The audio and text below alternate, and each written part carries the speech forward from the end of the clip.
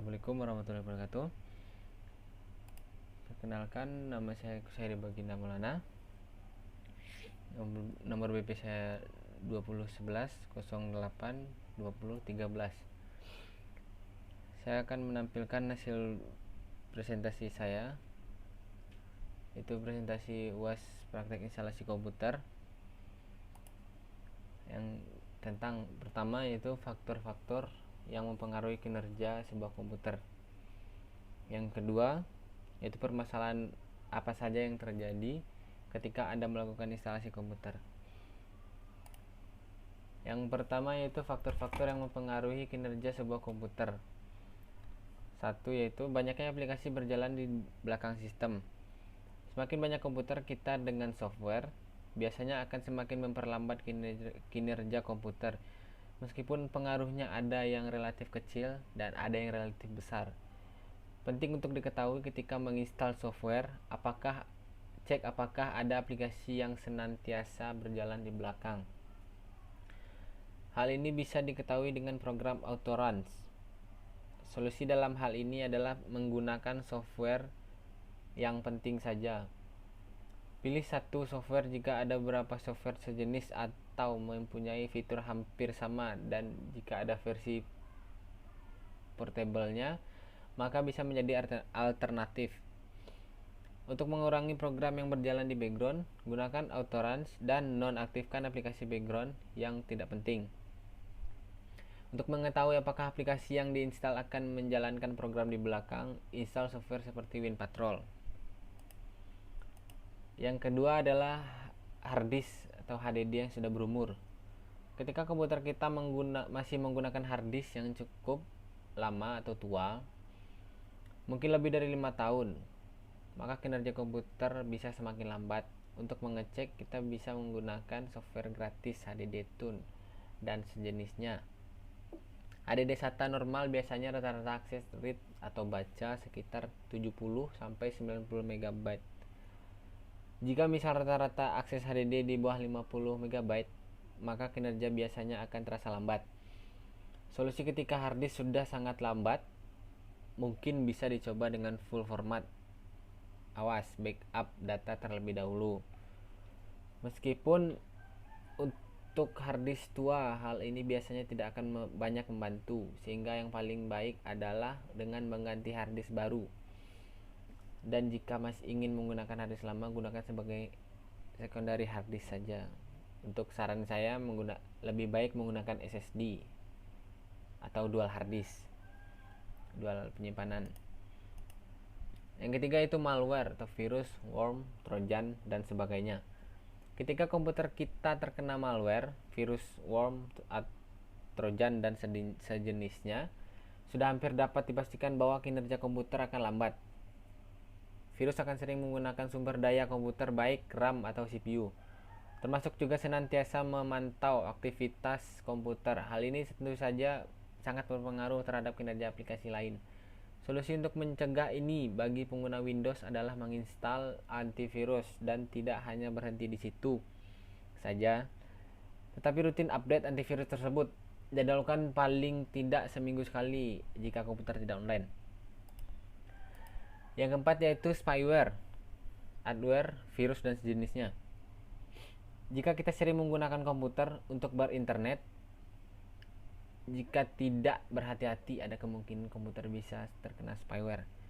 Efeknya mungkin tidak begitu besar dengan kinerja komputer, tetapi bisa berpengaruh pada akses internet dan berbagai hal yang mengganggu kenyamanan berinternet, dan yang lebih buruk, data-data penting seperti user, password, account, dan lain-lain. Kita bisa diketahui oleh si pembuat spyware ini. Solusi bisa menginstal anti-spyware yang juga senantiasa update. Hanya perlu dipilah-pilah mana yang tidak banyak menggunakan sumber daya atau resource komputer kita. Karena tidak jarang anti-spyware ini menggunakan CPU dan memori yang cukup besar. Jika antivirus sudah menyertakan, kita tidak perlu menambah atau menggunakan versi portable, dan scan dari spyware secara berkala saja. Yang kelima yaitu RAM atau memori yang pas-pasan. banyak sedikitnya jumlah RAM atau memori yang kita gunakan memang tidak bisa dibuat standar sama untuk satu komputer dan dengan komputer lain atau bahkan sistem operasi. Meskipun ketika akan menginstal Windows ada spesifikasi minimal RAM, tapi jenis aplikasi yang kita gunakan juga harus diperhitungkan. Untuk mengecek, buka saja Task Manager dan di bagian performance periksa PF usage dan juga physical memory yang menunjukkan total memori fisik RAM dan sisa tersedia available. Jika kita tidak sedang menjalankan aplikasi apapun tetapi sisa RAM tidak lebih dari setengahnya, biasanya kinerja komputer akan lambat. Maka harus diperiksa aplikasi apa saja yang menggunakan banyak memori atau RAM. Secara umum bisa dicek di tab proses. Kalau menu usage, jika menggunakan RAM kita pas-pasan atau misal Windows XP menggunakan RAM 512 MB atau kurang, Windows 7 dengan 1 GB RAM, maka solusinya termurah adalah mengurangi aplikasi yang banyak memakan memori. Solusi terbaik adalah upgrade RAM. Yang selanjutnya yaitu permasalahan apa saja yang terjadi ketika Anda melakukan instalasi komputer. Yang pertama yaitu karena sering melupakan hal kecil, yaitu kurang cepatnya kita menekan tombol F2 atau delete yang merupakan tombol untuk masuk ke menu boot setting atau booting. Jadi tidak ada proses booting dan setting yang kita lakukan dan akan terus masuk ke desktop awal. Solusi dari permasalahan ini adalah kita harus sigap dan refleks. Kita harus bagus. Kita sering mendownload file ISO. Yang kedua yaitu kita sering mendownload file ISO dari operating system atau OS, Windows atau Ubuntu.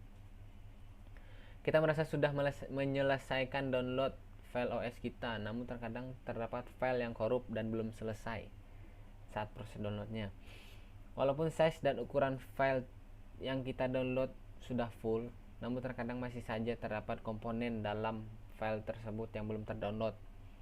Hal ini yang dapat menyebabkan proses instalasi terhenti dikarenakan file yang korup. Yang ketiga yaitu saat proses instalasi dan pada bagian partition, pengguna tidak menyadari akan pembagian partisi harddisk tersebut. Jadi pengguna terus menekan next dan melanjutkan proses instalasi tanpa mengubah ukuran dari setiap partisi, karena semua bahasa yang terdapat dalam proses instalasi menggunakan bahasa Inggris. Jadi para pengguna sedikit malas untuk membacanya dan terus menekan next. Bila tidak terjadi masalah, pengguna menganggap bahwa bila menekan next sudah berhasil. Bila terjadi kesalahan, maka pengguna akan membalik membacanya.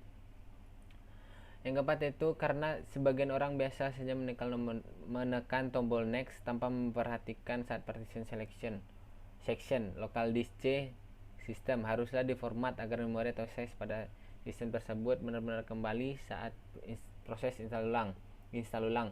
Bila tidak terformat, maka data-data akan tertumpuk di local disk C sistem.